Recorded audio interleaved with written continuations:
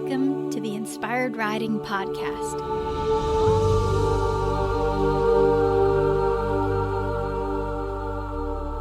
I'm your host, Beth Parrish. As a certified riding instructor, remote coach, and animal communicator, I bridge the gap between your inner and outer worlds as you strive to enhance all aspects of your riding. I'm here to remind you that you are powerful and more than capable of changing your reality with your horse time. In this podcast, I'm going to share with you a personal story. It's called Fall Down, Find Your Superpowers. The morning I had my first accident requiring surgery, I had a voice inside me say, "You're going to fall off today." As a young horse trainer, I raised an eyebrow, but then quickly shrugged it off. I had moved from New York to Northern California and had been working for a trainer for nearly 1 year. My assistant trainer position involved having me school the off-the-track thoroughbreds and give beginner riding lessons to the local children. It was a dream job for any horse-crazy girl from an outsider looking in. Nobody would have realized that I was on a path for this accident waiting to happen. The ex-race horses we were training didn't have much downtime. They were kept in stalls, turned out in a small paddock for a few hours at a time, lunged, and then expected to be ridden by myself or some of the more advanced students with some sense of normalcy, as if they hadn't just been persuaded to gallop their hearts out recently. I had developed a healthy sense of anxiety when it came to riding these thoroughbreds, as they would tear around the arena, nearly toppling over from the sheer speed of careening the corners, or would buck like crazy after going over some small jumps. At the time, this was my first job where I was working for another trainer. I trusted that she knew what she was doing. It became clear that she had a specific agenda, one where she would find very cheap or free horses to retrain to become suitable jumping horses for young riders and sell them at a much higher price. I did my best to do what she wanted, but I was falling off more in 1 year than I had my entire 14 years of riding thus far. I did learn a ton of what not to do. Since then, I found that retraining racehorses takes a lot longer time. Way more time than most people have the patience for. They're also some of the most incredible horses I've ever encountered, especially with how much they are willing to offer and adapt to any situation. They're also experts at melting your heart.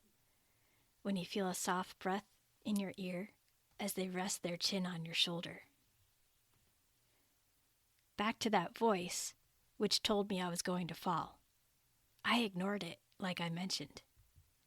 I ended up riding a 17-hand thoroughbred that I had already popped off a few times before. I didn't do any kind of groundwork or lunging. I simply tacked him up and began riding nonchalantly around the arena. While we were in a steady little trot, something across the street spooked him, and he bucked hard. I was on the ground before I even realized what happened. Nearly 6 hours later, I woke up in the recovery room, petting a bunny. The nurses said it was okay because nobody would believe me anyway. All I could think about was that voice. I was warned and did nothing to make any changes that day. I now have a beautiful scar on my left forearm to remind me to listen. This arm also has a 6-inch plate within. That would be the first of my bionic woman saga. I decided to move on when the head trainer came to see me after surgery and was sure I would get right back to work in a few days. I thought this notion was crazy since I needed time to recover. I decided to move to Southern California with friends and start over. It was either that or move back to New York. My left arm was unusable for several months, so I knew I needed help. I didn't think jumping back into teaching riding was the best choice. I needed time to heal and rehab, and I was done with the fear and angst that had developed from working in this particular program. It was weighing on me, and this was the perfect opportunity to move on. My entire life perspective changed after that fall. I don't wait for voices any longer. I take time every morning to write in what I call my inner guidance journal, and I ask my higher self, universe, angels, whatever you want to call it. It's that super cool connection that we all have. And I ask, what do I need to focus on today? Every day it's a little different. And it's always so varied. Some days it's all about making sure I eat enough broccoli. Other days it could be the inspiration I need on how to approach my next project. Having that accident was actually one of the greatest gifts a young riding instructor could have received. I didn't realize it at the time, but I began to find my empathy button for my students. I learned about going as slow as you need to when you're afraid. And most importantly, never pushing too hard too fast. You see, I was never afraid of riding. I would get those stomach flips for competitions, but it wasn't anything like I had experienced when getting back in the saddle from that fall. My body was terrified of getting hurt again. I had a recurring thought of my horse bucking. I would freeze up, and I'd have to hop off many times. I had to honor that. I had to take my time and only ride the horse I trusted completely. That horse was, believe it or not, my little prince of an Arabian named Biffy. He was a Polish Arabian and the main lesson horse in the program where I took all of my beginners through the levels, on a lunge line, all the way up to little beginning jumps. The owner agreed to let me purchase him on a payment plan, as I had fallen in love with his heart of gold. He would actually stop if he felt off balance. While he was on a lunge line, it was precious to see him come to a halt, look at me, and then turn his head to the side that I couldn't see, to indicate that his little student had lost her stirrup again. He was my get back in the saddle and get my confidence going again, steady steed. It took a good 4 months before I was clear to ride, and then another 6 to feel completely comfortable again. He was the confidence builder we all need in our lives. And even though he was an Arabian, a breed that's not often put in the category of the steady eddies, he was by far the most steadfast horse I've ever met in my life. When I was clear to ride again, I suddenly had a wave of fear come over me. Even though I had the perfect horse to ride and build up my confidence, I was still freaking out. I finally understood why some of my students were nervous. That visceral, painful experience kept popping back up in my mind's eye any time I started trotting again. The explosive buck that landed me on the ground that day came directly after a nonchalant trot around the arena. It would bring Biffy back to a halt when I started thinking about that fall again. The images were incredibly vivid of sitting on the ground in excruciating pain. I didn't want that to happen again. I needed to find a way through this. I loved riding too much to let this roadblock in my mind stop me from getting back to that gorgeous connected feeling of being home in the saddle. I would also hop off any time I couldn't stop the images from flooding in, which made my heart beat too fast and my face would begin to quiver. Then I would try again the next day. I didn't have any of the tools I use now. It was simply trial and error without any support around me. I fumbled my way back to some semblance of riding again. It was definitely a more hesitant approach, but I was determined. The one thing I do appreciate about the process is I did not beat myself up about having to hop off. I knew that when those images took over, my body was not present. That wasn't fair to Biffy, since he was so patient with me. And then I started teaching again. Some of the first things I would say to my new students was this: my main goals for your lessons are for you to have fun, feel safe, and make progress in your own way. I need you to always feel brave enough to tell me if something doesn't feel right. This way we can dial things back or stop if needed.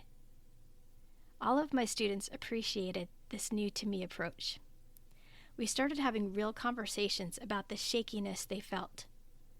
Their horses felt relief that they were being honest with their emotions. There were wonderful days where everything flowed perfectly. There were also many lessons where I would hold space for my student to get present and brave on the mounting block. Those lessons were wonderful too, since they were real and honest, and actually helped them feel completely supported. They can now look back at those wobbly moments and feel proud that they've moved past that, but were never shamed for them. And I've never even considered going back to the pushiness of my youthful teaching days.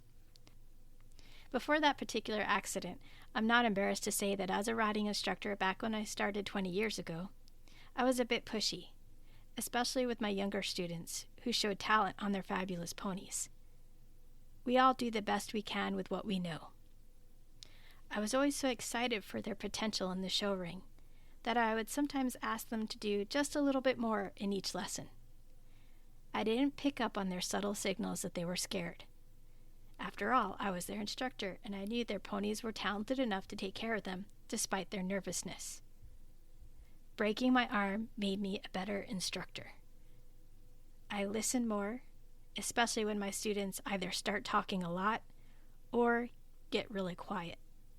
Those are good indications that they're doing their best to manage some kind of nerves. I can also tell when they've stopped breathing. The flow gets interrupted. I love reminding them to come back to their breath and to express what they need to say, always. My special superpowers involve building my students' confidence back up in a step-by-step process. Now that I've been through 4 other surgeries since this first one, I've had loads of experience with getting back to riding in a fun and safe way. I've also dialed in some of the best methods for getting brave in the saddle again. I began to hone in on the tools of slowing down, getting present, listening to my intuition, and connecting with my horse. I hope you enjoyed this story, and if you're interested, we do have the Brave in the Saddle program coming up. It begins May 2nd, and I would love for you to join. You can check it out on inspiredriding.com/brave. Thank you again for listening, and remember to lead with kindness for yourself and for your horse. And may the horse be with you always.